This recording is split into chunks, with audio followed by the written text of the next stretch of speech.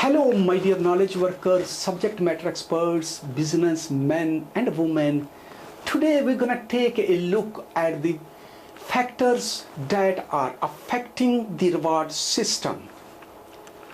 Social media has democratized the human resource management functions. Line managers work with the HR professionals to accomplish the strategic goal. So, the line managers should also understand the factors that affect the compensation and benefits. So let us take a look on that. The factors, reward strategies, policies, design and operation of reward system are contingent on internal and external environment. There are also other contextual and environmental factors that affect the level of pays in the organizations. So there are internal factors and external factors. Let us take a look first the internal factors. The organizational culture. The organizational culture consists of shared values, norms, assumptions which influence the way we interact and we get the jobs done. In the reward system, it is very important that when we develop the reward policies and procedure, we need to take into account the values of the organizations. That values are what type of behaviors the organization is looking for to accomplish the organizational goals.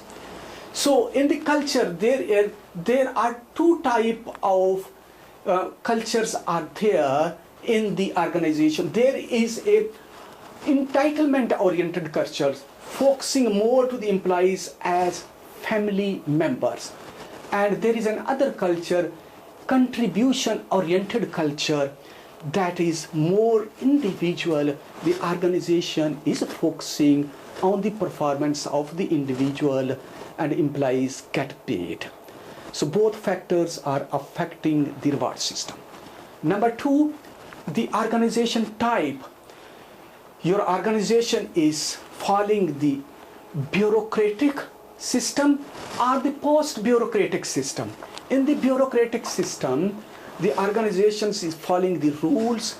There is a vertical hierarchy and the rational decisions, rules are followed. In the post-bureaucratic, there are less hierarchies. People can approach quickly to the managers and decisions are made. And in the bureaucratic organizations, multi-grading structures or pay spans are falling, and the employees' salaries increased based on the longevity of service, and employee get paid. In the post-bureaucratic organization, there is a broad graded structures. Employees get paid based on their achievements. And compensation and benefits are designed based on the needs of the employees in the post-bureaucratic system that are affecting the reward system. Number three, the organization business or sectors. These business or sectors of the organization govern its ethos and core values. They affect the reward strategies and practices. Each sector has its own rules. Based on that, the peoples are hired, the grades and pay structures are established, employees' performance are evaluated and they are rewarded. And then the work environment. Work environment play an overarching role to enhance the performance of the organizations. Look at the Googles. In some areas focusing on the teamwork, in some areas where the engineers are working based on the achievements, piece rate system, multi-skilling. If you're gonna implement the new system, you are more focusing to attract the high quality people who have the knowledge of the technology that could affect your grades and pay structures and your pay plans as well. People's occupations, very important in the people's occupations. The employees working in the sales, working in the auto parts, they are more focusing on the commissions and incentives. The employees who are in the staff organizations or the functions like HR department, like the IT department, they are salaried employees. So both ways they are affecting the grades and pay structures and the contingent pay and the pay schemes. And then the business strategy, what the organization is going to do, or how the organization is look at the policies and procedures related to reward to accomplish the organizational goal. If the organization is moving to attract the high quality peoples, high potential peoples to retain them, then you have to pay the high rates. You are going to follow the reward system that is the high, this one lead the market. You're gonna use it that. And the politics and the social climate of the organization is affecting the reward system. Some employees are get paid in some organizations and promoted based on their connections, their relations as well. Climate is affecting a lot to the reward system. Then there are external factors. Those are affecting the reward systems. Let us take a look on that. That is globalization. In the globalization era, we are transferring the goods and services. We are relocating the employees. We are moving the ideas. We are transferring the ideas from one country to another. We are relocating the operations, whether we are going to use the home country compensation and benefit or the host country benefits that are affecting. And then the rates of the pay in the market.